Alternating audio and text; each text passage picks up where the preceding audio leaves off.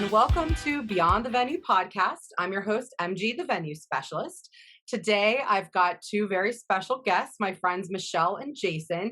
They are the founders and owners of Witty Gritty, a local event planning company here in Philadelphia. So I have known you guys for a very, very long time, and I could do an entire season just on the stories, I feel like, and experiences that we've had together. Just over the years, but kind of touch on, Michelle, you and I really lived these parallel lives at Drexel University, but never met. We could have been at the same parties, who knows? But I think, once we finally became friends after college through mutual friends, that I think, did you get a lot, like, do you know Mary Grace Hodge? And because I was constantly being asked, Michelle Freeman? I'm like, I need to, because people keep asking me this, but and now everyone. So you guys, kind of like my first foray with you and my venue sourcing specialties long before, when I was still in the beer industry. You guys were engaged and you were planning your wedding, but also most importantly, you had decided to do a joint bachelorette party. And your original intentions were to have it in New Orleans over Memorial Day weekend. Is that right? Yep. That was like your original plan. Mm-hmm. And you had a massive guest list just for the bachelorette party and realized that getting 60 people to New Orleans over Memorial Day weekend might not be as feasible. And so we met up for brunch. I was going to say, I'm almost positive a friend said, if you bring that many people to New Orleans, there's not any guarantee that they'll all come back alive.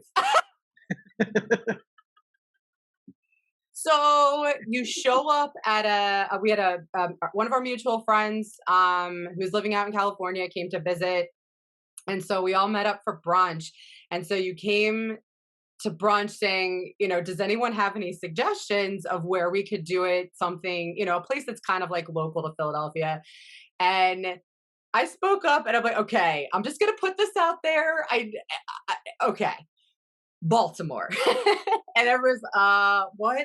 I'm like, okay, I know this sounds nuts, but Philly Beer Week was always like a super stressful time for me working in the beer industry. And so, my birthday being in March, that year, that 2015, when my husband and I were getting married, in that August, he's like, we can go anywhere you want for Memorial Day weekend right before you have to do Philly Beer Week. Where do you want to go? And I'm like, I just want a pool. I want a hotel and a pool, and that's all I want. I just want to lay up by a pool. Let's go to Baltimore. And we just had such a great time. It also happened to be the same weekend as Maryland Death Fest, the metal conference concert all weekend long. It was one of the most best memorable weekends until we would go to Baltimore for your bachelorette party. It was one of the most fun weekends I've ever had. Like how did you approach that? Because I never would have thought to handle things the way that you did, where a lot of the reservations were being treated like a rehearsal dinner. And you had these, like, whether it was family style, and you have so many like vegans, vegetarians, allergies. Like, how did you even attack that? Like, how did you plan your bachelorette party in the beautiful city of Baltimore?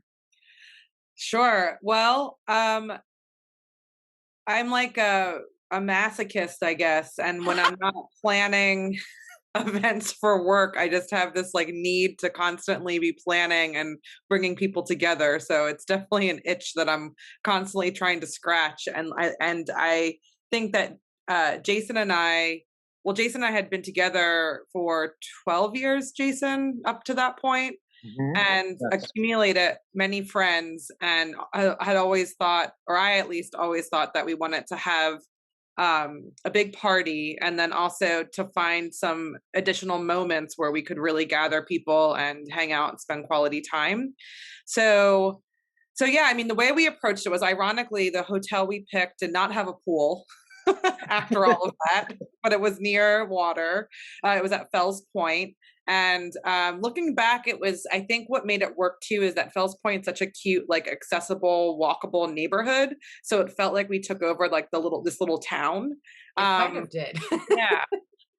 So yeah, I get, like, I sort of approached it like I don't even know, like a group trip. What's coming to mind are like those singles adventure trips, even though there were lots of couples on this trip. Yeah, we got a hotel block at the Fells Inn, right? Or the Admiral. What was that? Oh, Admiral the Fell Admiral Inn, fell Admiral. in? Was that what it was Yeah, the called? I'm sure Admiral it was fell haunted. in. We which I'm had, pretty sure is haunted, Yeah, at I least think to it's a haunted. small yeah, degree. pretty positive it's haunted in there. And I'm pretty sure the bartender in the basement is actually just a ghost, and he makes really, really good old fashions. Um, so we did a hotel block and got discounted right there, and then let everybody make their own accommodations, but offered that as an option and encouraged people to book a room. Did Memorial Day weekend, like you said. And then, yeah, I think the approach was really like, let's find some anchor moments throughout the weekend where we can all spend time together and make it easy. And that's also ultimately what I aim for, is let me do as much of the planning as I can so that all the bases are covered so that we can just enjoy ourselves, right? When we're doing that for a client event, I try to have the same approach, but I assume that we're gonna have to put out a bunch of fires. So it's like, how can everything else be put in place so we can just focus on the things that need to be fixed or adjusted? But yeah, we did some research and found some restaurants with banquet rooms, Mhm. and we happened to work with a couple restaurants in that area that were just super, like, just had really good um, contact people who really cared, and I was able to customize everybody's dietary restrictions, except for the all you can eat crab place, which was, looking back, I think it's more of a fun idea, but once, like, cracking crabs open so gross to me. It was a scene, but all the beer helped. All the So beer helped, right? So I think the crab place maybe had not had all the options, and I know some people were getting side tacos down the street. Um, some vegetarians and vegans, but well, I think what worked out, to really round out the meal, being able to go to that bar that was down the street that was doing karaoke, and I think we ate them out of Jello shots, to the best of my knowledge. I and think. soaked and alcohol soaked gummy bears. I Oh remember. yes, the Yeah. gummy bears. So I do recall not feeling my finest, waking up to drive back to Philadelphia the next morning. It was a little rough. I don't It was I a don't little think you were rough. the only person that What's felt that? I said I don't think MG was the only person that felt I that. was gonna say I think the I 60 definitely, person guest count was hurting a touch, the next day. there was another story that um I get reminded of, that at some point, I guess that Saturday night, I was trying to, like, pull away from the pack because I was so drunk, and I had a few people with me, and I was sitting at a bar with a couple people dozing off, and then I was found, like CJ, Jen DeVore, like, some people were walking by, they're like, "There she is!" And then all of a sudden, there's a crowd of people, and they're like, "We gotta do shots!" And I was so drunk, and I go to the bartender, I'm like, "Can you just get us around with some bullshit shots?" And he knew exactly what I was talking about, and what I was referring to is just like a shaken vodka lemon drop, or like something that's what in my head was like a bullshit shot, and then he gave everybody else like lemon drops, but then gave me straight like bourbon. Oh, I was gonna say, did he give you water or like No, he just straight that? up gave me a shot of whiskey. Uh, Mixed emotions. Our when we lived in Pennsport, like our local neighborhood bar over there, the bartenders have just been so amazing when they know that it's like, okay, if you're going to order a shot but you don't need one, he's definitely been known to put either like Coke or water in a shot glass. And like I've heard stories of people like even wincing when they take that shot just because of like the natural body reactions. But well, and then your wedding was amazing. Like you guys had like a 400 person food truck, huge like field party, and it was just a great way to spend a Saturday. And then you would ultimately like plan what, Friends Fest? Is that what the next summer it was called? Yeah. I definitely still have my koozie from Oh Friends my Fest. gosh. It was Yeah. just kind of like a repeat, but open to everybody, and you were selling tickets and having local bands. And are you guys gonna bring that back? Are we able to do Friends Fest again in the future? So it's funny that you mentioned that because we were away the other weekend talking about this, and I think we're gonna, in the spirit of the Baltimore trip and Friends Fest, and the idea of like just finding more opportunities to gather friends and friends of friends, that we'll start doing that for side like trips and events. So I signed up for what is it, for the MS ride to Ocean City. So that's going to be a Is that friends Maryland or New Jersey? New Jersey. Yeah, Okay. the 75 miler in September. So that's going to be a Friends Fest function. And then I would like to do the Yuki Club Friends Fest that you're talking about, probably not this summer, but starting next summer again. Oh, Then awesome. we've also gotten some requests to do a what will next year be, Jaison? The 5-year reunion of the Baltimore trip. Yeah, because it Yeah, was 22. 2017. Yeah. Yeah, so we've gotten some requests to redo that trip, so we might plan on that as well. I So will have to more to update come. my dietary restrictions for that. There is a lot that has changed. I could probably not eat or drink anything I did that weekend. So, well, we'll get back to that. So, I want to talk more about Witty Gritty. I mean, you started this company. It's your baby. I love how you're like right on the homepage of your website. Witty Gritty is a spark that activates communities through meaningful and intentional engagement and experiences. So, where did this spark come from? Kind of how did you guys get started with Witty Gritty in the first place? The meaning behind the name. I know we had talked about this, I guess a couple of years ago, that, you were the first Witty Gritty, and then our beloved orange mascot would come along later. But how did you guys get started? I mean, I think I'll let Michelle start because it kind of starts with Michelle's kind of, you know, foray into consulting work. So I'll let Michelle kick it off because it existed with Michelle and in her mind before it exists as it does now.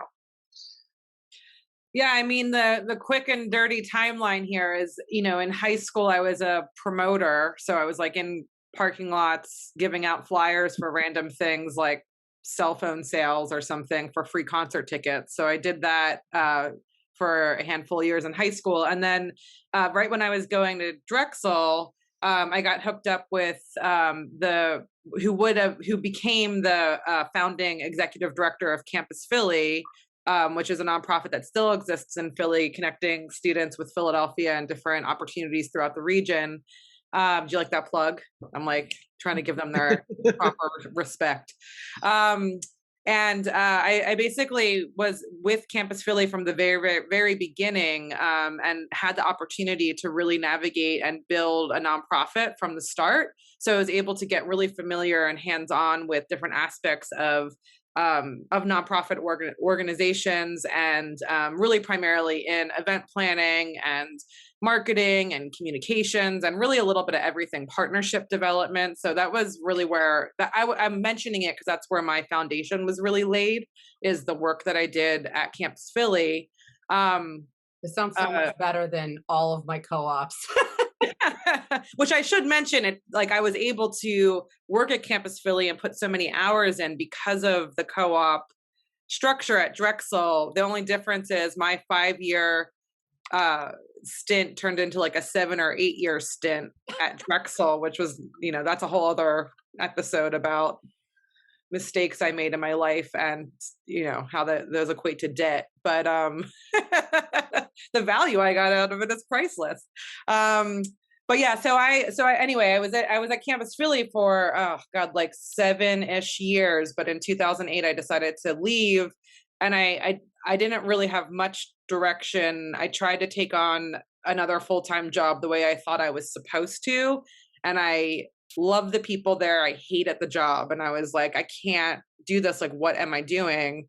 So, I was young. I was like 24, 25. So I was like, I don't even know. I'll just volunteer with my friends over here. They're planning some really cool arts and music fest in Love Park, which was called Canvas Clash.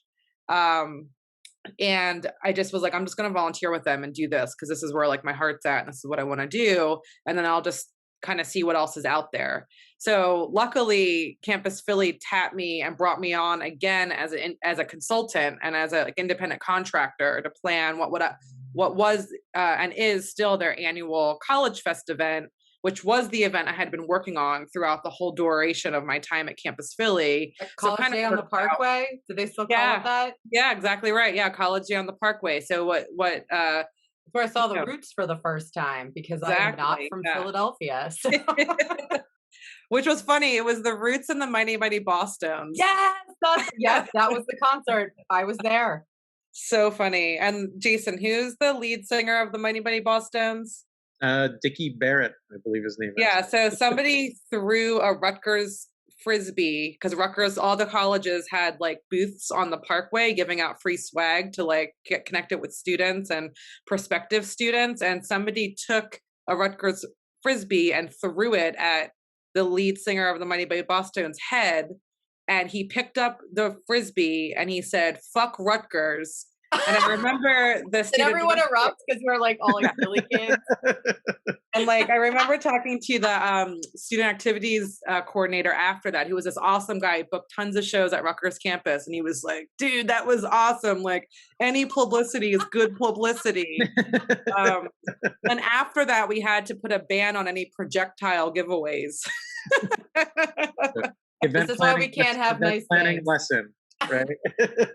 There was also other stories like Busta Rhymes where like you cannot smoke pot on the stage, and like Busta Rhymes like had a big fat blunt like up on stage, and we were like, "Oh no, put the blunt out." I feel like that is not something he would agree to. Like somebody else signed his contract because he's like, I'm not doing this. We're like talking to the police over here. The concert's happening. College students are going crazy. We're like, oh my God, what's happening? But yeah, some funny stories of doing that event on the Parkway. All to say, yeah. So really, just the short of it, or to wrap up how things got started, I was sort of making it up as I went along, but because of the network I built at Campus Philly, I was able to very informally, but kind of put a line out there that I was available to pick up projects, and that sort of worked. So I was able to continue to work with Campus Philly. We still work with Campus Philly. We love them and their staff. And then we picked up this contract with the city rep's office working on the Philadelphia Marathon, which was really big for us. So I started out doing that, really focused on community outreach and engagement and helping to set up the cheer zone areas along the course. And we ended up doing that for almost a decade. So that was one of the anchor sort of projects, I think, that brought what was early beginnings of Witty Gritty, where I was working pretty much solo, then became Witty Gritty because I was picking up different contracts and work to the point where I couldn't take on any more work by myself. And I'll pass it to Jaison. Yeah, so I'll pass it to Jaison because it was very haphazard how it happened. There was no real intention to like build a company or a team. I was just kind of like, help, really just like, I don't even know. Like I was literally just making up shit as I went along. I was like looking up templates on Microsoft Word for invoices and proposals when people are asking me to get those things together. So, but yeah, and then, yeah, like Jaison, you can tell your part of this, you know, where you were at in your life and how you entered into. Yeah, and I'll just chime in for that Philadelphia Marathon project. A cheer zone is like a designated spectator area. So Michelle was tasked with setting up, coordinating the logistics for, I don't know, 20 to 25 strategic locations along a 26.2 mile course to have like, you know, music, live music or other sorts of entertainment, and then coordinating how to get it there at 4 o'clock in the morning before the race starts and all the other stuff that came along with that. So, I mean, kudos to Michelle for taking on that type of challenge as like one of her first Yeah, because we've big had big. like our friends Neil and Vicky, they set up every year for the Broad Street run. But that is one cheer location along Broad Street. I guess everybody can easily get themselves to Broad Street to cheer on the runners. That's why it's so easy. That I could not imagine coordinating 20 to 25 spots for people to cheer in. That sounds like a lot of work. Yeah, I mean, and this is a good segue into my involvement with Witty Gritty. I mean, Michelle and I, at that point when she was, you know, launching this endeavor, were living together and in a relationship. But I was I had a job working for Red Bull in sales, and I ended up getting laid off from that job. And before that, I was, I'm a graphic designer by trade. That's what I went to school for, and where a lot of my, interest lies. But when I lost my job with Red Bull, I like came home, and it kind of wasn't an unexpected thing. It was kind of like, this is going to happen in the next 6 months, and then it happened. And I said, well, it happened today, Michelle. I'm laid off starting on this date. She goes, oh, okay, I have some work you can do. You're hired. No interview process necessary. This is your list. Get to work. She goes, this works out. I need a graphic designer and someone that can drive a box truck. I can do both of those things. I mean, it's kind of like how we met. Like Jaison and I met, he got my phone number. He called me the next day and he's like, do you want to hang out? And I was like, do you want to come over to my house and get drunk? And then he was like, okay. And then he showed up with a 6-pack of PBR. So it's kind of like the way that it works for us when these things happen in our life together. It's very important to be synergistic in work and relationships. I will say though, because people ask this often when they do realize that Jaison and I are married, is how that has been. And like, if I could go back, like we were, like I said, like younger, maybe a little naive, and like we did not have like the conversations you should have when you're about to start working with your significant other. We were just like, cool, let's do this. And looking back, it's like, oh, right, we should have maybe like, just because it's become easy because we have been able to be synergistic and like figure out how to navigate it, but definitely had some bumps with, and still do, quite frankly, because it is hard. Like we try to keep personal and professional separate, kind of, but like, this is our life. This is what we do. But I would say over the years, we've definitely been able to like, the freedom of, and this, MG, like the freedom of being able to build your own thing and work with your own space and schedule and to like create, the trade-off is so worth it, so, I mean, and again, like it gets bumpy, but I don't know, like Jaison and I are like, oh, right. Like once we started getting into the idea and like realizing like, oh, we can build this, grow this, create together, and also like take our laptops and go travel and like still do work and like have that as freedom and space. I think like, I mean, we've been working together and we've been together for so long. It's almost like funny to think about it, but that's definitely what year did Witty Gritty come to be? I would say 2008 is when I started working like independently under the classic like name and then what you do, Michelle A. Freeman, marketing and events. And then it was like MAF, my initials, marketing and events. Jaison, to pick up where Jaison left off with this, Jaison was, Jaison came home, was like, I have this work. Do you want to do it? You can start dusting your graphic design stuff. I need you to do that too. that was 2009, I believe. Okay.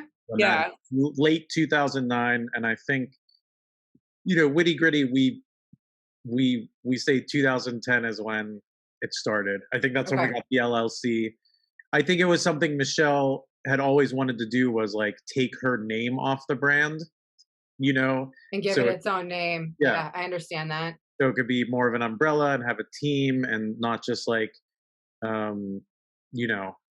Michelle Freeman. And you guys have there's a lot of pressure that comes along with that. You guys have built such an amazing team. I consider myself unbelievably lucky to have gotten to spend time with them. We've been friends for forever, and when I started this business as MG, the venue specialist, in early 2019, I remember showing up to TEDx Philadelphia at Temple University. And of course, Witty Gritty was handling all of the logistics and everything. So it was great to see you guys and see you guys working and in your element. And you would introduce me to several of your staff members that were working there that day. One of which is Heather McBride, who was she working full time for you at the time in 2019, I think. But you had introduced me to her as a photographer, and so I'm like, oh, I just started this venue sourcing business. I would love to get to know more photographers. And her and I's relationship is amazing because we would get to know each other throughout 2019. And then with the pandemic, bouncing ideas off of each other, and now partnering with her for the elopement and micro weddings, as well as our Do the Damn Thing elopement pop up. So thank you for bringing her into my life. And then also, Jaison's like, hey, where Jaison is working out of today, we've got this office space. We've got kind of plenty of desk terminals if you ever want to just bring your laptop and come work out of our office. Like, we'd love to have you. So I said, yes, I could definitely use a day out of my home office, as well as a little break from the dog. Sometimes we need a little space.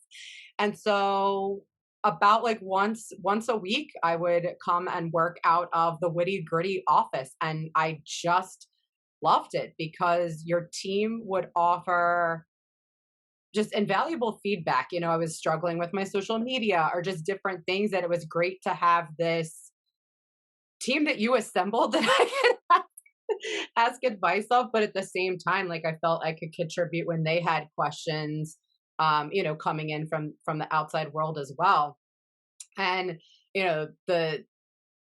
another important connection was one of your staff members introduced me to her cousin Daniela, who is now the producer for Beyond the Venue podcast. So thank you guys for introducing me to so many wonderful people and giving me a place to work that summer of 2019, even when it was crazy hot. Walking from the subway station to it's man. But I realized that in that September, you guys were ramping up event season once again as summer was coming to a close, and I realized I needed to kind of cut back on my time at the office, and let you guys do your own thing and really focus on all of your events at hand. But thank you again for letting me be a part of things. You guys do this super cool thing that if I was there, Jaison's like, you got to join us at the table. But it's like like the plus, the minus, and what do you call it? We like to do an internal check-in with our team, and it's just like, it's kind of like a share out, and there's 3 points, and there's no like rules, like you have to say anything you don't want to, but we share like a highlight of the last week, a lesson learned of the last week, and then we just share what our priorities are. And any of those 3 categories can be personal or professional or both, whatever people want to share. But we found that it kind of like, is a good way to, like an icebreaker, or just kind of getting to know one another a little bit better, or also like being able to be empathetic if anyone's got, some serious shit going on, that they feel comfortable sharing. So, cause it's definitely been an intense couple of years for sure. Yep.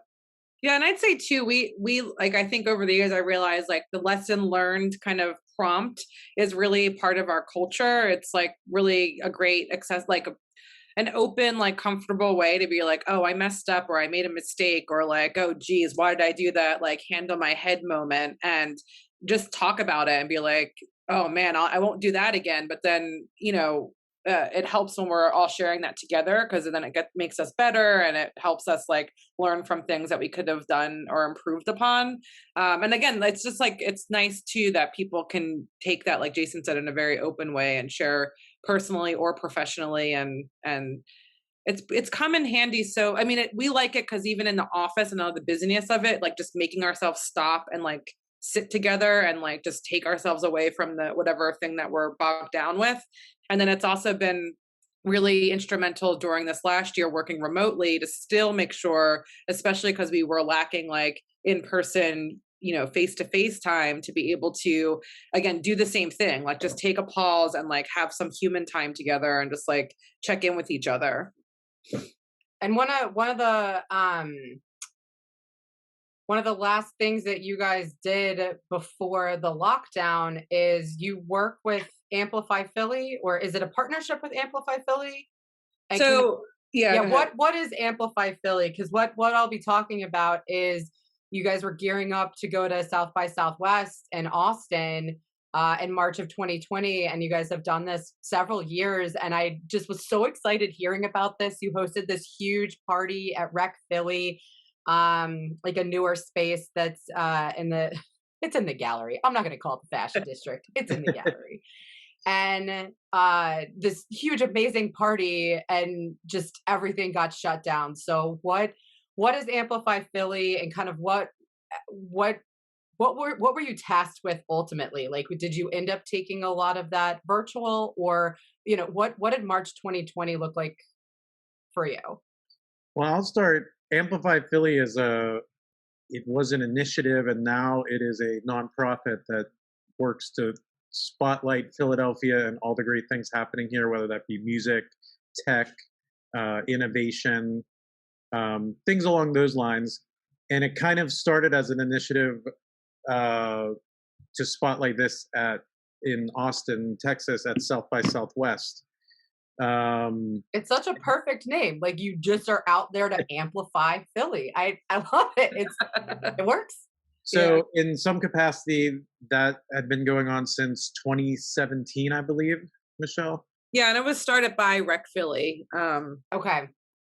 That initiative was started and established by Rec Philly, and then as it grew, and as we were realizing we were helping work with a client that was doing work down there, so that's how we got connected with Amplify Philly initially, and then because the capacity and the sort of like plans down there had grown, we got brought on to assist and support on the event production and the logistics of our setup down there. And then eventually, with the initiative growing, we ended up partnering with Rec Philly, and Rec Philly, I usually say that Amplify Philly as a nonprofit organization is powered by Witty Gritty and Rec Philly, because it is a baby nonprofit organization. It doesn't really quite know how to walk yet. So we are like guiding it, shaping it, trying to grow it. And then I guess to your question about March 2020, very sad. I'll just say Amplify Philly started as a booth in the Austin Convention Center, and then by 2018, it had grown into renting out a 2-story bar and restaurant to make the Amplify Philly like the Philadelphia house. So anyone from Philadelphia or interested in Philadelphia, come to this venue, see music, see panels, have a good time, get some giveaways, just like have that South by Southwest experience, through the view of like a Philadelphia lens. And I got so pumped for you guys hearing about the lineup of everyone who's like scheduled to come through the house and the performances. And I'm like, man, I really want to go to this. And then no one got to go. Yeah. So basically going into March of 2020, we had 2 great years of, having this Philadelphia venue in Austin. And then, Michelle, you probably talk about this better than I can, the February and March of 2020 situation. It was bizarre. I mean, we look back, it feels like the way that other people look back, like, did we really think this was going to be 2 weeks of like shutdown and all of that? And I mean, it was the week before South by Southwest was supposed to happen. The city of Austin was in lockstep with South by Southwest organizers. So we were like, they keep saying it's going to happen. Okay. We were in lockstep with the city of Philadelphia here, because they were big partners, and we're like, okay, like, we're in lockstep, so whatever, we're going. And it was literally Friday at like 4 p.m. before the Monday of the festival officially starting where they called it. So our office became like crisis communication central. Like literally, like my sister Alex, who works with us, was like, I took a crisis communications class at Temple. I got this. I got We were this, like, guys. cool, you're on it. Make some templates of what we need to do. You're our chief crisis communicator. We're on speakerphone with Rec Philly with Dave Silver and his team, just like trying to bang out like what we need to do. And you know, we did it. We like were sad about it. And Jason and I went to Target after that and like bought toilet paper because my relatives in Japan and and our friends on the West Coast were like, we don't understand it, but whatever, just buy toilet paper. Like something's coming, I'll buy some toilet paper. And you guys had just did you go to Japan in early 2020 or was it the year prior? November 2019. Oh, okay. It was, Yeah. I had, cause you have family over there, right? Yeah. Mhm. My mom's side of the family is all there, and we hadn't seen them or gone to Japan for, well, it was Jason's first time, but I hadn't been back for like 15 years. So I'm like, I'm very grateful that we got in before. I mean, who knows when we're going to be able to go back. So Imagine if we had that trip planned for a couple months later. I'd be Well, dead. what's crazy, so I'm glad you guys were able to go in November because I had two sets of friends, two different couples who both traveled to Japan separately, but in January. And so it's just kind of insane. And then, you know, even here in Philadelphia, like we went out for my birthday on the 14th of March. That was And the last thing I did in was, Philadelphia, I'm pretty yeah. sure. Yeah. Or not pretty So sure. I'm positive. That's what before, happened. Yeah. the immediate before times. I was just gonna say that's one of my few regrets of 2020 was not attending your birthday celebration on March 14th, Because you 2020. did not know And that was going to be your last chance to see humans for a while. But you know, you guys got creative. We've talked a lot about music today, and you are both musicians and incredibly talented. And you know, Michelle, you are above and beyond one of the most talented karaoke performers. Let's just say performers of all time. You've even had karaoke birthday parties over the years that I'll never forget. It was a costumed karaoke party at the Ruba Club years ago, and I remember showing up, but I didn't have a costume because I think it wasn't on Halloween weekend. I can't remember what the parameters were, and somebody had made, maybe it was like Megan and Alex had made a cardboard box and outfitted it into a Lego. And so I believe that it was Dan Mack and I got up on stage and did a little Kelly Clarkson "Since You've Been Gone" for everyone while I was singing Lego. And I'll never forget meeting um, Brendan in person. Like, I guess I had met him that night, and then it turns out that like we would work together in the beer world, I think like maybe 6 months later. Yeah. And so in front of all my brand new colleagues, he's, oh yeah, I met you before, you were a Lego, and having to explain why I was a Lego the last time we met. But I remember you had so many costume changes, but your Cher outfit and performance is just one of my top 10 all-time favorite karaoke moments. It was just phenomenal. So your love of performing and karaoke, you guys ended up taking karaoke virtual. That I remember tuning in I think a time or two. Like, how was it just like we have to do something? Like we're on Zoom all the time, but okay, Zoom karaoke. Let's do it. Like, whose idea was it, and how did you decide to do it, and when did you decide to stop doing it?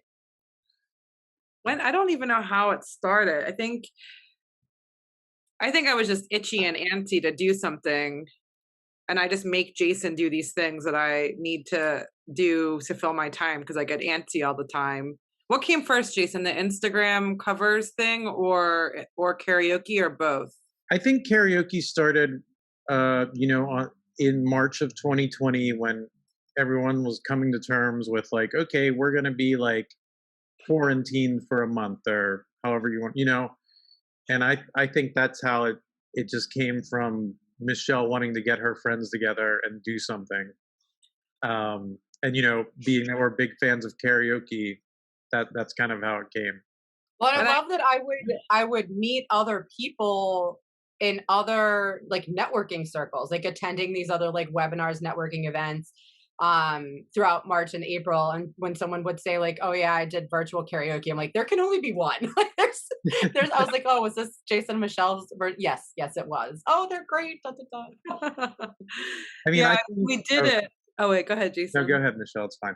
Well, I was gonna say we did it. We tested it out. We invited a bunch of people that we thought would be interested, and then it was getting to be like very stressful for me because it was too like it was fun for a couple times, and then it was stressful, and I was like, let me just like take what we learned, and I put together a Google Slides deck so that it was open source on how to host your own virtual karaoke. And I felt like that was like what that task was for, to like get it out of my system, get my friends together and people who needed that fix, figure out how to do it DIY, and then I made it open source so that I could relieve myself of the duty. It's a huge undertaking, and it's, you know, if it's not bringing you joy anymore, let's just say goodbye. And then quickly I'll say that I pivoted to um I would say volunteering Jaison to do this Instagram, I forget what we called it, this Instagram covers project where Jaison and I would, um, what was it? So we would take requests from people on Instagram, like song requests, and then I'd write them down on pieces of paper and put them in a basket. And we would randomly pick what song we were going to learn that week, just acoustic. Typically, Jaison, well, pretty much every time except for one song, Jaison playing guitar and me singing and trying to like come up with a costume that I could find in my apartment. And then we would perform it in the evening and then pick a new song on Instagram Live for the following week. And then we stopped that when it got to be too stressful.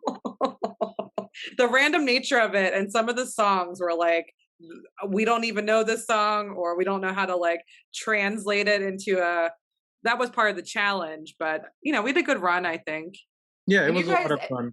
and you guys are all about the live karaoke that I know you've been doing that for years at Fergie's, and you got the band to play the Witty Gritty holiday party at Silk City, which thank you again for the invitation. I had a wonderful time, but I know the band was blown away with the talent of like kind of like the random mishmash of like Witty Gritty staff, spouses, friends, like everyone kind of connected to the Witty Gritty world is somehow musically inclined, or at least not afraid to grab a microphone and belt their heart out. So it was That that is probably the last time I did karaoke in the real life. that was one of my favorite holiday parties that Witty Gritty ever had, and I feel like, you Because know, I was there. I know. well, that Yeah, was a big totally part get of it. it, definitely. I think, you know, karaoke like kind of scratches an itch and like is kind of like a good metaphor for, I don't know, uh kind of how Michelle and myself like view the world, you know, like first of all, like if, you know, we love music and we want to share it with other people, like Michelle loves to plan events, and more than loving to plan events, Michelle loves to bring people together. And then doing that in the context of karaoke, and I say this because I was reminded when you said the Silk City thing, like there was people that I've known and been friends with but I've never sang karaoke with, and I was blown away by some of like you said, the talent that got on that stage, and it's like, you know, wow, like I didn't know that person was such a performer. Like I just knew them from like being in a business meeting with them or whatever, you know. But it's also like if we have the opportunity to like give someone a stage, you know, or like to let them sing in front of people, because there's people say I've never done anything like that before, and like if we can give someone an opportunity to like discover something inside themselves that makes them feel good, like I mean that's one of the big reasons we do anything we do, in my opinion. I don't know if you agree with that, Michelle. No, that's absolutely beautiful. I love that. That makes so much sense. You So guys are just giving people a stage to do their best work and be amazing. And I know that like civic engagement and doing everything you can to amplify Philly and amplify communities and just bringing these people together. That's you guys are doing great work. Thanks. Well, so the last question that I'm going to ask you today, we've brought up several amazing venues. What is your favorite venue? Doesn't have to be in Philadelphia. It can be anywhere. It can be in Pittsburgh. It can be in Baltimore. It can be in New Orleans. But where's your favorite venue and why?